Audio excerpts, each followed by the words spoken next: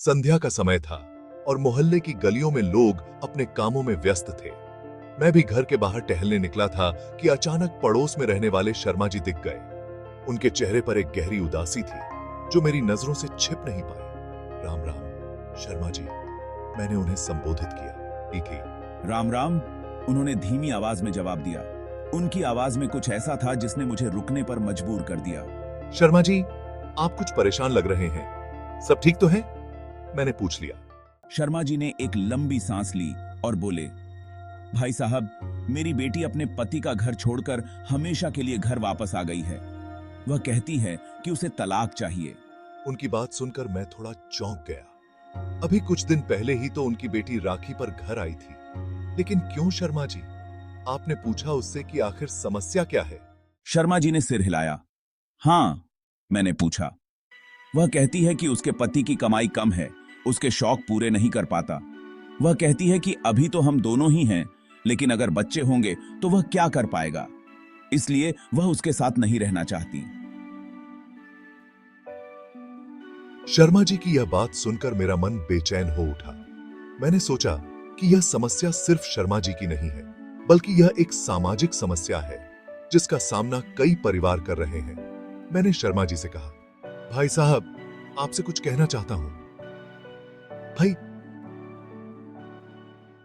शर्मा जी मेरी ओर देखने लगे। मैंने अपनी बात जारी रखी। हमारे समाज में बेटियों को बचपन से जो शिक्षा दी जाती है वह अक्सर एक अधूरी शिक्षा होती है।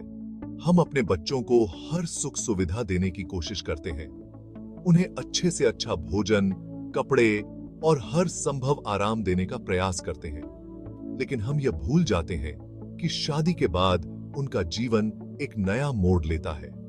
जिस घर में वे शादी करके जाती हैं, वहां की स्थिति उनके मायके जैसी नहीं हो सकती। आपने बेटी को सभी सुख सुविधाएं दी, लेकिन क्या आपने उसे यह सिखाया कि हर घर में हर पति की उतनी ही कमाई नहीं होती जितनी उसने अपने पापा और भाई की देखी है? क्या आपने उसे यह सिखाया कि उसके मम्मी पापा के घर में जो आराम मिला है वह जरूरी नहीं कि पति के घर में भी मिले? मैंने एक और उदाहरण दिया।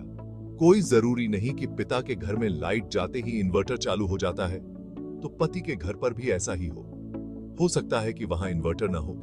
कोई जरूरी नहीं कि पिता ने उसे जन्मदिन पर 15,000 का गिफ्ट दिया तो पति भी उतनी ही महंगी चीज दिलाए। हो सकता है कि वहां उसके पास साइकिल ही हो, कार नहीं।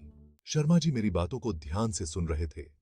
मैंने अपनी बात जारी रखते हुए कहा, हम अपने बच्चों को हर खुशी देना चाहते हैं, लेकिन उन्हें यह भी सिखाना चाहिए कि जीवन में हर चीज को स्वीकारना सीखें। शादी एक ऐसा बंधन है जहां प्यार, समझदारी और सहनशीलता की जरूरत होती है। अगर हम अपनी बेटियों को यह शिक्षा देंगे तो उनका जीवन सरल और खुशहाल होगा।